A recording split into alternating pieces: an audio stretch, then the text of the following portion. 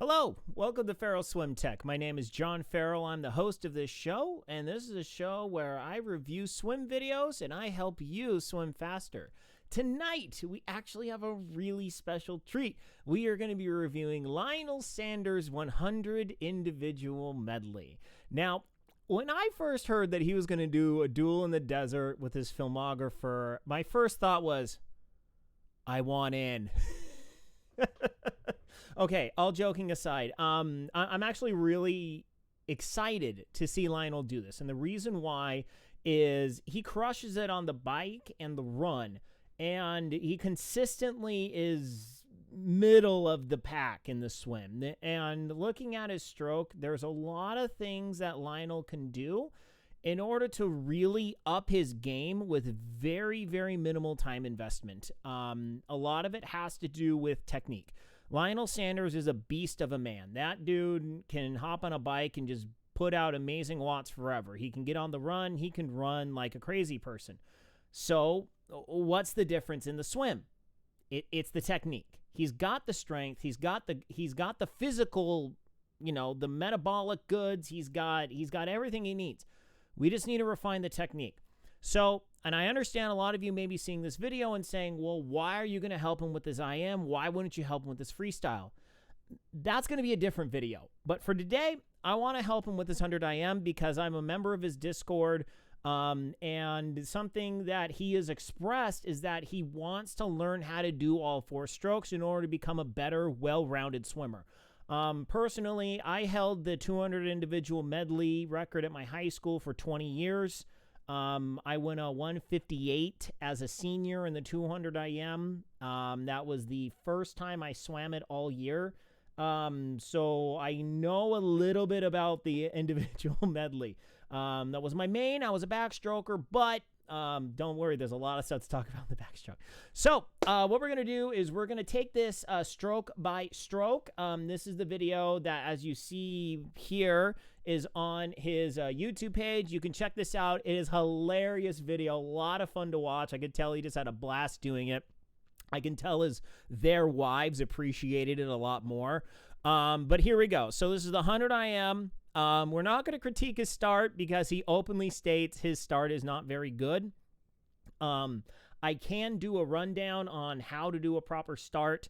There's really not much to it. The only thing is you kind of realize you're launching yourself in the air and pray you don't belly flop. That's about the worst thing that can happen. Or you go straight down and crash your face into the bottom of the pool, which never is cool.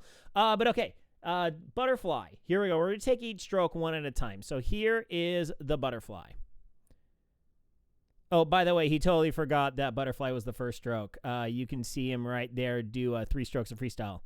And 1, 2. Oh, I'm doing fly. Okay, first thing I'm seeing right off the bat is his hands are outward. So that's going to force his hands outward. That is going to use weaker muscles. And then his kick. His kick is powerful. I can tell that there's a power to the kick, but the only problem is here. We're gonna cut this down into a quarter. We're gonna take this at quarter speed so we can see it a little bit easier. His kick is slightly off on the timing.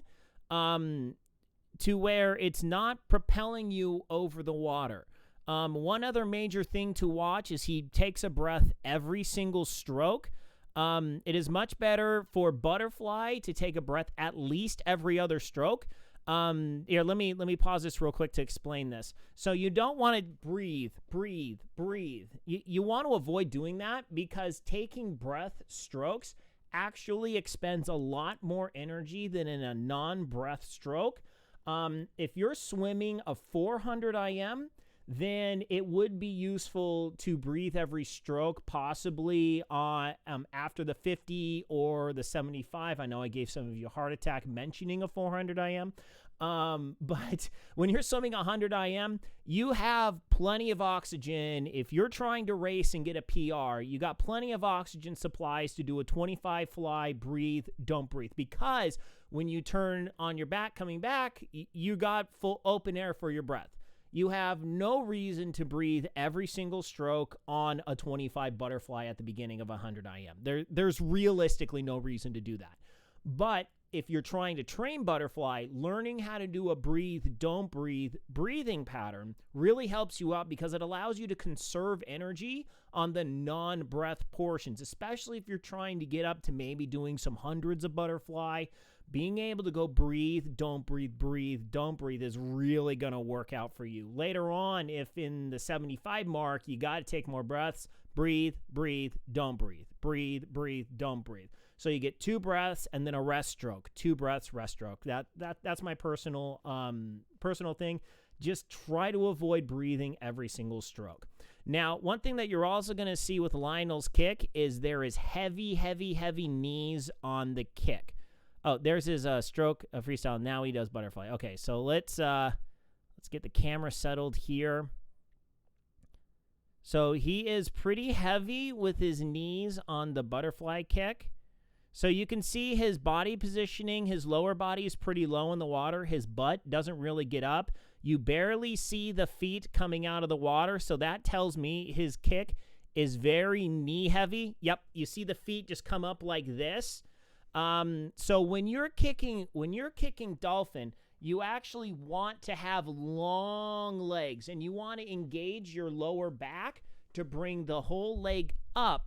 Because once you bring the whole leg up, you may have a very slight knee bend, and then you snap the whole leg down. It's virtually the same kicking ideology as freestyle, where we want to avoid bending the knees as much as possible. Because when you do this with your leg, number one, with your, so imagine my hand's my foot, my elbow is my knee. When you pop your leg up here in order to get your foot out of the water, that sinks your whole leg down into the water because you got this whole column of leg pushing down your body positioning. So when you're out, you're going up, down, up, down, up, down, up, down. Okay, lift with the upper leg. Use your glutes, use your hamstrings, use your lower back, and actually arch that back backwards just a little bit to lift the whole leg out of the water. You basically want your butt riding on top of the water virtually the entire time. The other thing that you want to avoid, here, let's see if he does it with his breath. See here. It's actually not too bad. Usually what you see, you can kind of see it with Talbot here, is you wrench your lower back in order to get your hands up and over the water.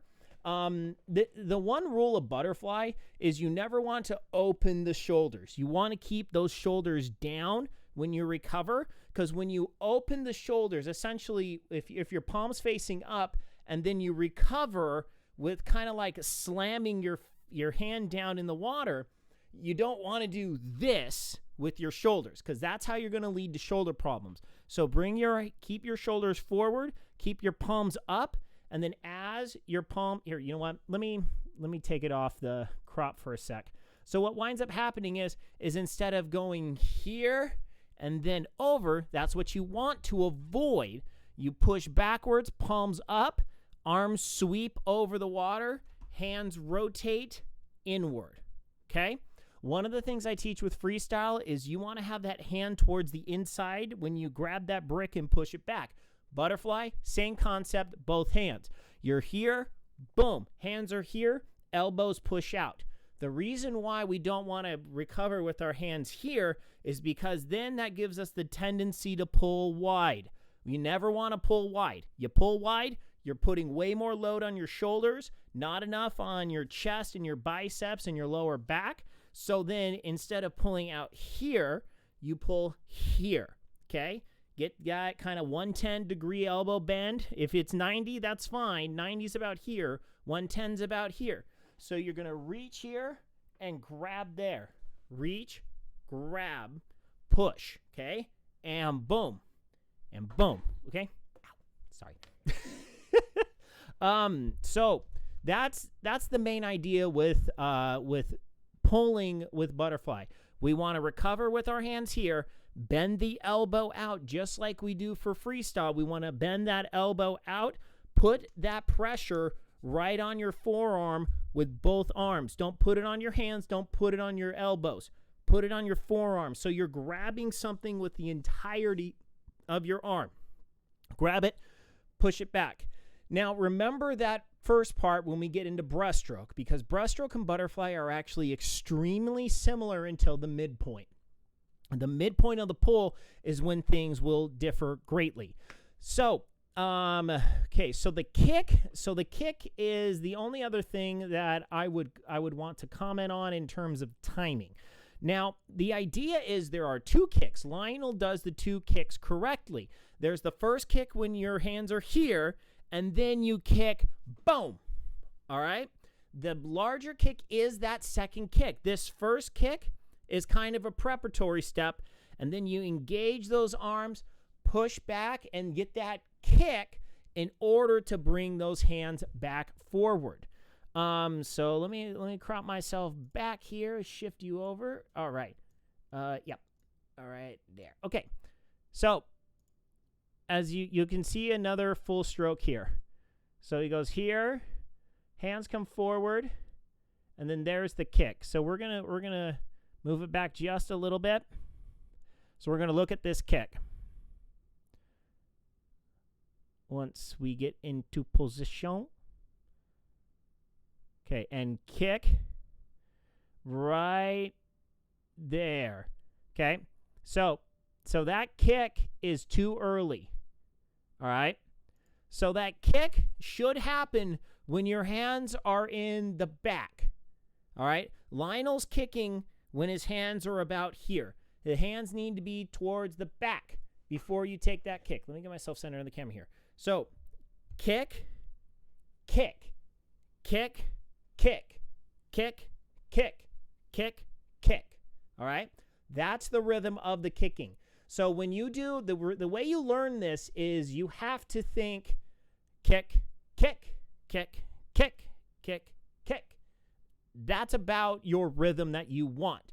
Now, it's going to take one of the ways that I teach this is I tell people to eliminate the second kick. Usually I do this when people do more than one kick, where they'll go stroke, kick, kick, stroke, kick, kick. They'll actually do a double kick with their hands forward. That creates a huge dead spot, gigantic no-no, and butterfly. Lionel doesn't do this. Lionel's timing on that second kick is early. It's just early. So you just got to kick, okay? So when you're about midway, bring the legs up and boom, pop those legs down right when those arms come out of the water. What's going to happen is you're going to have a bigger boost to float those arms up and over the water, which is going to make the recovery a lot easier. Not only that, it's going to save you a ton of energy because you're loading your legs as springs and you're springing yourself over the water, allowing your arms to gently float forward, okay? All right, so that's about it. All right, get out of here. Ugh. Gotta love random pop-up ads. Okay. So we're gonna fast forward here to the backstroke. Okay. Lionel's head is popping up before the flags. A good idea, a rule of thumb, work on your streamline to where your face gets beyond the flags. That's a good rule. That's a good place to start. You want to know what a good starting place for learning how to do underwaters is? Get your face to the flags. I bet you anything, if Lionel pushed off on his back underwater, and obviously he's in racing conditions, this is not his element in terms of a race. He probably could just push off the wall and get past the flags. So it's just, being under control underwater, pushing off on your back, being comfortable underneath the water, getting your head up past the flags. So the one main thing that I'm going to say about Lionel's backstroke is two things. Number one, we're going to pop this back onto normal playback speed. Oh, and backstroke was my thing. I was an All-American backstroker. My best time was a 50-point 100 backstroke and a 149-200 backstroke. So backstroke's kind of my thing. So his he's doing a very typical backstroke kick. His body position's actually pretty good. What I would say for the kick is straighten up those legs. Straighten up those legs so they're nice and straight. I did arm day a couple days ago, and my arms have not recovered. So if it looks like I'm bending my elbows, it's because I can hardly straighten my arms still. So you want to have kick. Okay? Nice, long legs. Try to not bend the knees. You bend the knees in backstroke, you're going to obliterate your kick. Your kick is useless if you bend your knees.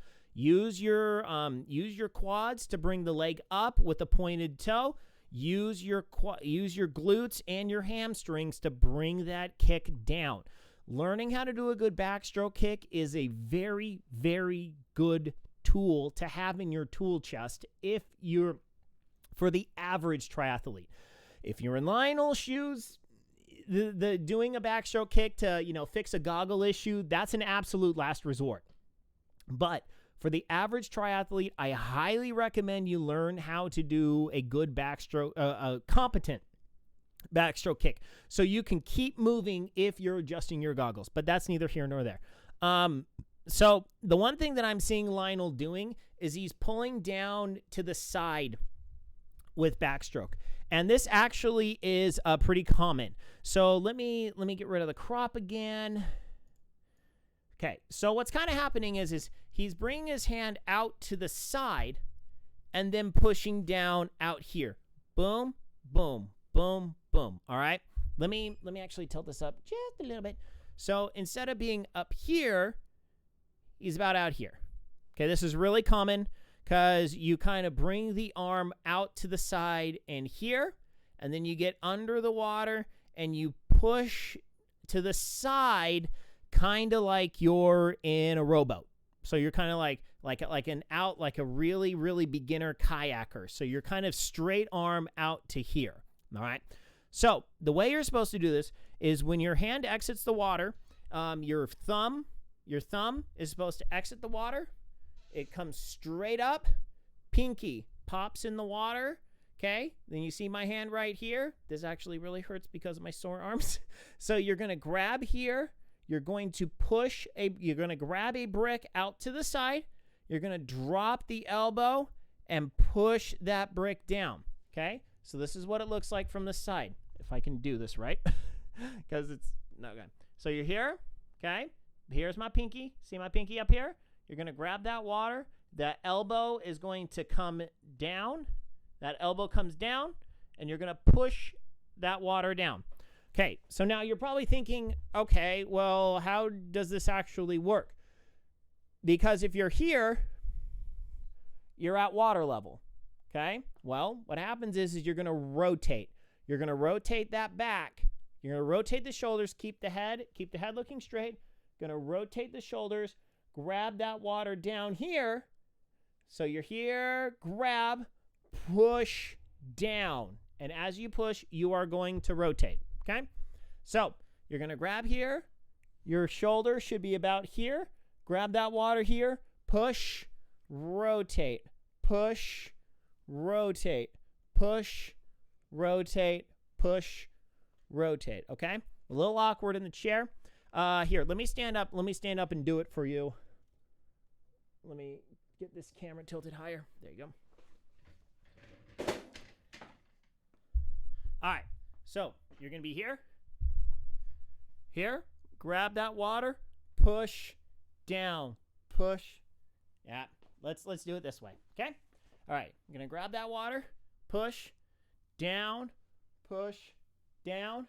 Push down. Push down. Push down. Okay? So you're here. You're pushing it straight down to the ground. So, backstroke does get more complicated the more shoulder rotation you throw into it. It's just like freestyle. The more you rotate the shoulders, the more you got to rotate the kick. So for backstroke, a good place to start is about a 45-degree rotation. I just realized I was a little bit shifted. So about 45-degree rotation is a good place to start. Push down, go here, push down. All right. So You want to avoid going out to the side, and you want to push straight down. Other than that, there's not much to talk about. Just bend that elbow, get that elbow going down towards the bottom of the pool. Push that hand straight down. You're going to be well on your way to having a better backstroke very quickly. All right, so let's get me back over to the side here. Now we're going to do our lovely illegal turn. I have to admit, I selfishly laughed very hard at this lovely backstroke flip turn. It's actually a good flip turn. I can't knock the flip turn. The flip turn's a good backstroke flip turn. But you don't flip turn from back to breast. You don't do a standard backstroke flip turn. There is actually a flip turn that you can do, but that involves actually touching. Oh, sorry about that. You got to touch the wall on your back and then do a backward somersault into your push-off for the breaststroke. I do not teach this. This is an extremely stupid advanced piece of tech for backstroke to breaststroke turns. It is not even worth even thinking about. I'm just saying it exists, but you don't need to worry about it. If you want to check it out, watch a YouTube video on it. I hate it. I hate the thing. It's disgusting. I knew guys in college that would do it, but these guys are like darn near Olympic trials, 200 and 400 IMers. So it's like, okay, you fast people, you do that. Just if you do it right, the backstroke, you touch on your back, get onto your stomach and push off. If you do that right, it's just about the same. You get a little bit more of a rotational dynamics going on. So the push off gives you got a little bit more energy going into the push off. But quite frankly, the amount of breath that you have to hold in order to get into it cuts your oxygen supply and, puts you into more oxygen depth more quickly, and it's not even worth it. Just touch on your back, roll over onto your stomach, push off, you're good to go for that turn. So now we are into breaststroke, okay? So the number one thing that I teach about breaststroke, recover with your hands near the surface. The worst thing you can do is have your hands down here, come up, and then down, go full submarine mode in the water. You see Lionel almost does that. The top of his head barely stays on the surface of the water. Breaststroke is not a up and down stroke. It's more of a okay? It's a forward, forward, forward, forward, all right? And if you're doing it right, you can actually continuously be moving forward at all times. So if you see here, Lionel is also has a timing issue with his breaststroke. He is starting his pull before the kick finishes. A good rule of thumb for breaststroke is do not take your next pull until you've completed your kick. Essentially what happens is people go, they keep their hands moving. Breaststroke is the only stroke where your hands should stay still for a period during the normal stroke.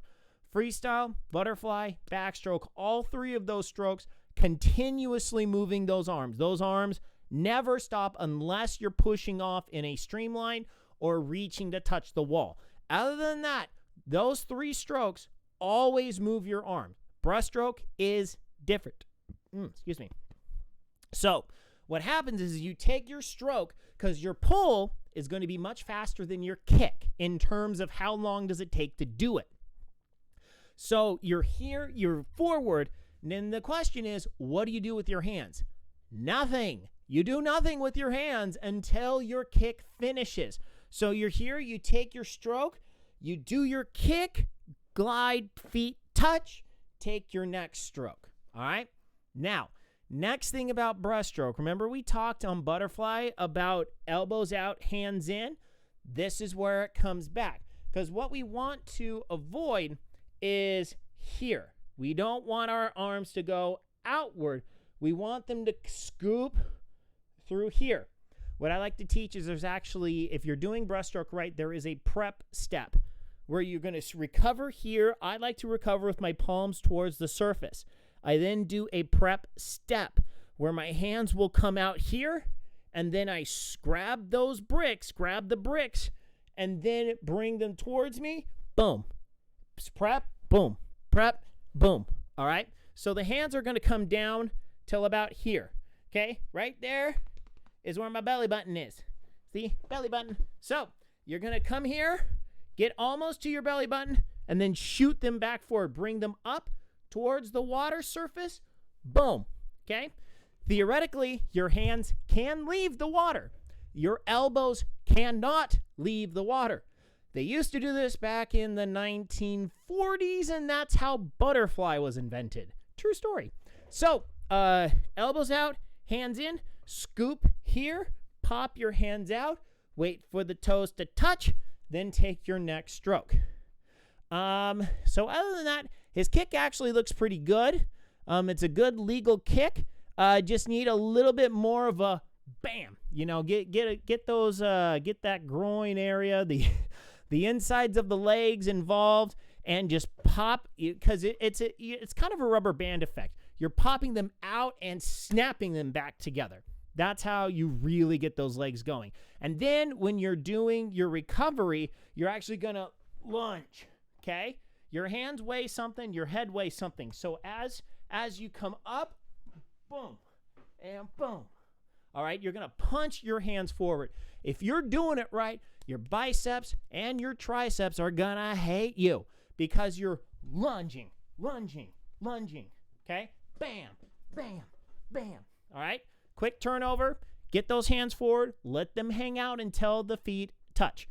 All right, so that's about it for breaststroke. Other than that, Lionel's got pretty good timing on everything. And then one hand touch. Okay. I'm not surprised Lionel did not know about this, nor did Talbot. I can't remember Talbot. I got to see if Talbot touched with one hand. I love the sneak. I love the peek that we were drilled in our heads as kids not to look at the competition. Yeah, he did one hand too. Okay. So for a legal 100 IM, legal butterfly, legal breaststroke, every turn for breaststroke and butterfly must be with two hands. Two-hand touch on the wall. Must do two-hand touch. Two-hand touches for turns, two-hand touches for finish. Freestyle and backstroke, one-hand touch, totally fine. Totally fine. Freestyle, any part of your body has to hit the floor. Hit the wall. Don't hit the pool floor. That's not good. But literally, you could screw up your flip turn and your butt can touch the wall, and that's legal, okay? Any part of you has to touch the wall before you start going towards the other side of the pool. Pretty much the same with backstroke. Same rules apply for backstroke and freestyle. Just, you can either do a flip turn, touch with your feet, or you can touch your hand, turn around, do a single hand touch, turn, and then go. Just general thing. Flip turns are absolutely not mandatory for backstroke or freestyle. For racing, not mandatory. It's done because it's faster. That's about it. But breaststroke, so for an IM, for an individual medley, butterfly to backstroke turn must be two hands. Back to breast must be one hand touching while you're on your back. And then breaststroke to freestyle, two-hand touch, get into your turn, do your freestyle. Okay. So for freestyle, we're just going to do a very general overview. I'm going to dissect his 100 freestyle, and I'm told I should be getting some footage, some underwater footage. I'll see when I get that. I hope it's soon because I'm really excited to do this one. I'm not going to lie. Okay, so here we go. So he goes, no streamline.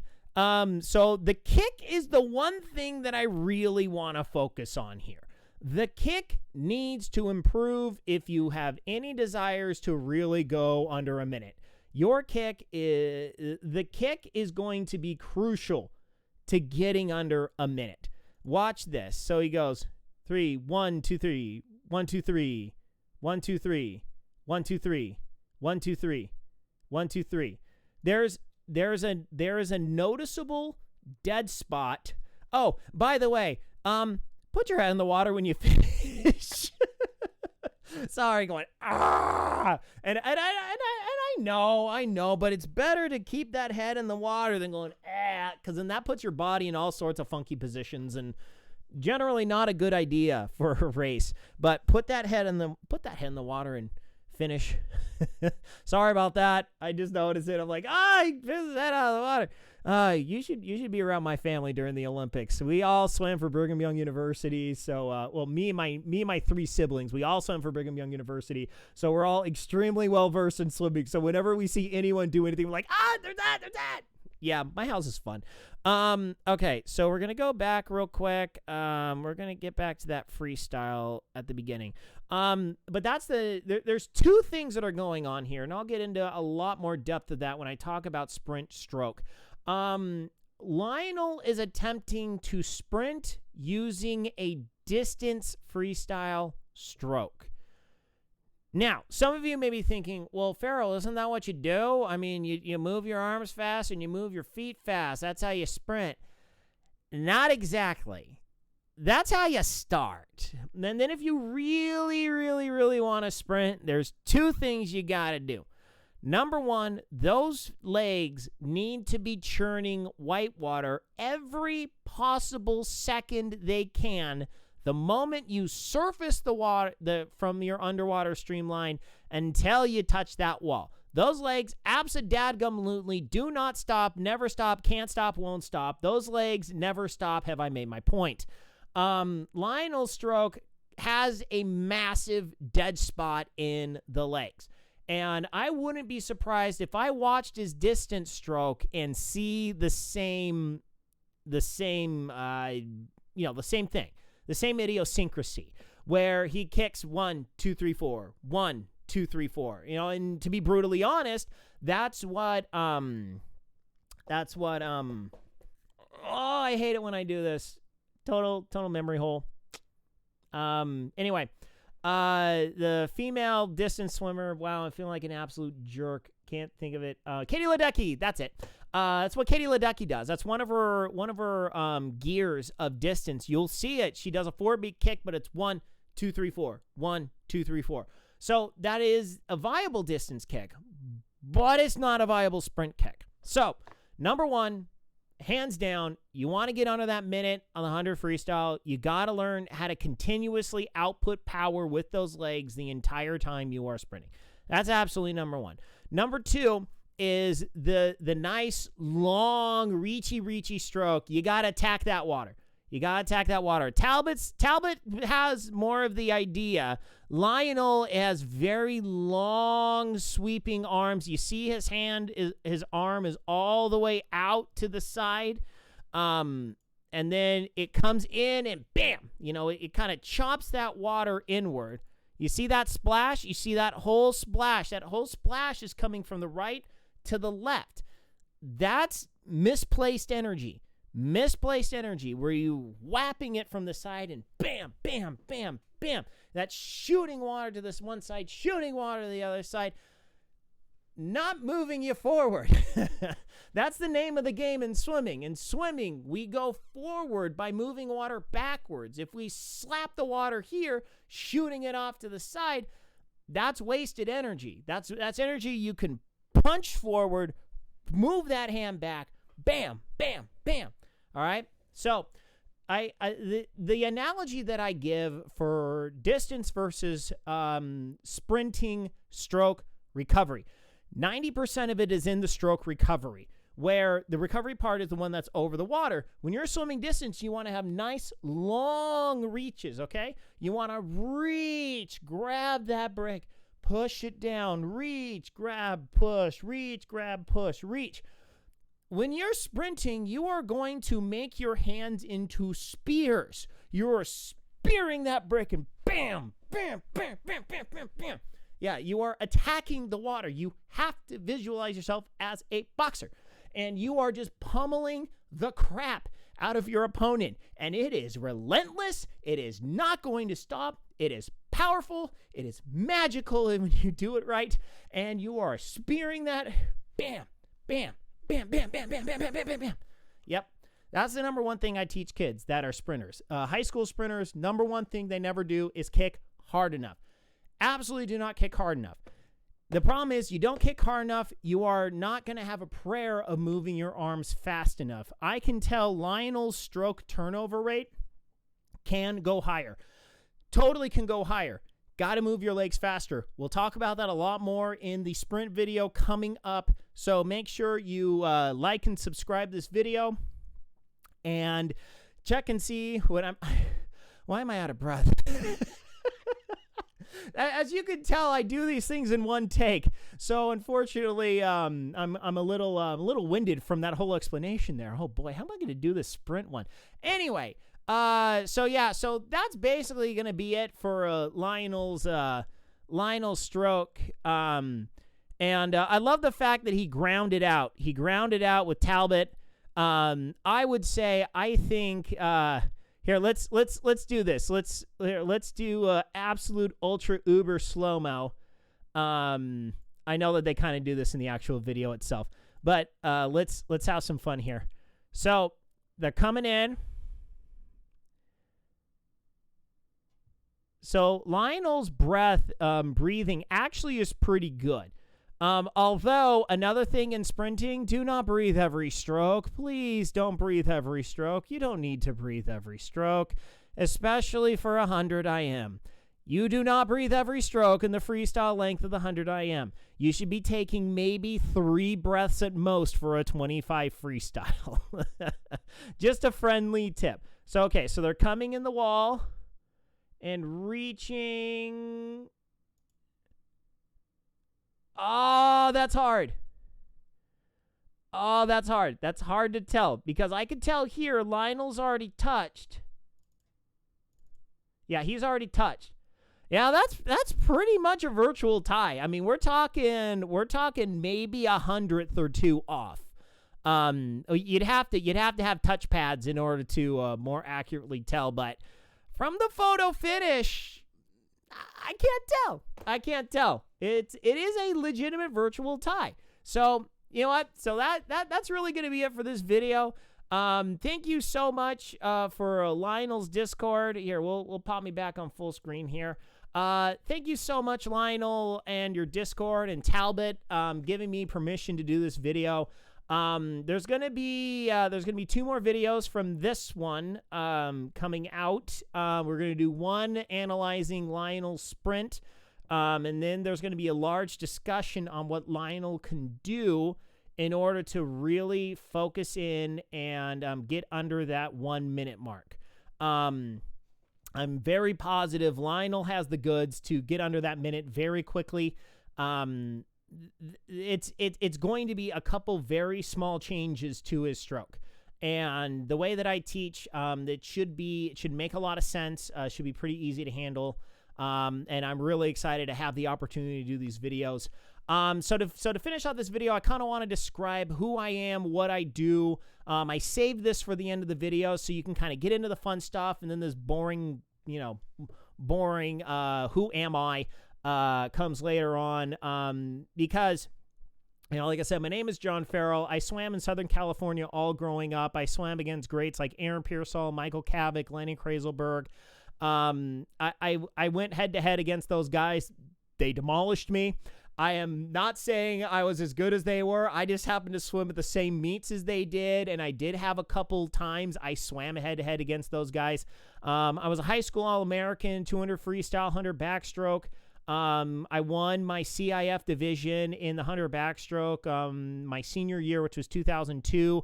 I think I figured out I was about 4th in the state of California. We didn't have states back then, so I couldn't tell you where I was in the state of California. I just had to kind of review the All-American list and figure out where I was. I swam for Brigham Young University for 4 years, and my career finished in 2008, all-conference honors. I was academic all-conference as well. And like I said before, some of my best times were 50.03 100 backstroke, 149.0 200 backstroke, 436 500, 934,000, somewhere in there. Between 935 and 940. I can't remember that time off the top of my head. And I know I've gone a 1630 mile. And now that I've been doing triathlons for about 3 years at this point, at the point of filming this video. I've done stroke technique coaching for over 10 years at this point, mostly at the local level, trying to break into the national level, and trying to find, lots of triathletes to work with. My modus operandi is teaching you how to swim faster through better technique. I am a very staunch believer that most people coming into triathlon as adults simply do not understand the physics of water because they haven't spent enough time in it. I also have a master's degree in civil engineering, so I have a very heavy physics background. So with that, my approach to swimming is almost pure physics. Looking at the vectors, looking at the fluid dynamics of everything. How are you going to be able to grab the most water, put it behind you, which propels you forward? What happens in order to do that? What do you need to do in order to decrease your drag, which increases your acceleration, which increases your overall top speed? So these are the kinds of things that I look at. If you've been watching this video, you want to know more about what I do. I do video reviews just like this, where people will send me videos and I will analyze them. And I'll put together a video just like this. This is a side gig of mine. I designed a fake rock work and swimming pools as my real career. This is what I do for extra fun money and funding my own triathlon races. I currently race lots of sprints and Olympics. I have 3 tiny children, so 70.4s are a little hard for me to train for at this point. I've done 2, but just not in the cards for me right now. So if you're watching this video, you want to know more about what I do, feralswimtech@gmail.com. This is a brand new email I'm rolling out for this video. I have an Instagram account, Feral Swim Tech on Instagram. Check me out there. Link down in the description. These are free videos for anyone who wants them. I ask for donations. If you want to donate to this cause, please shoot me an email at Feral Swim Tech. There's also a Ko-Fi link down in the description. So if you'd like to become a member and support me that way, I would greatly appreciate it. Any and all donations go towards buying my children milkshakes and funding my own triathlon endeavors, as well as upgrading things for these videos.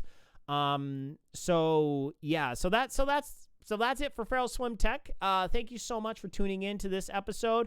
I hope you enjoyed it. If you've been watching to the end of this point, thank you very much. Please hit that like and subscribe. Hit the notification bell for whenever I go live. I do swim technique streams for Team Zoot. I'm a member of their affiliate team. I am their officially unofficial stroke technique coach. They allow me to stream on their Facebook page, and it makes me happy. So that's it for me for this video. So thank you all so much for tuning in. I hope you like what you saw. Any questions? feralswimtech@gmail.com. So until later, my friends, good night, Isaiah Norris, wherever you are. I'm out of here. Goodbye, everyone. Goodbye.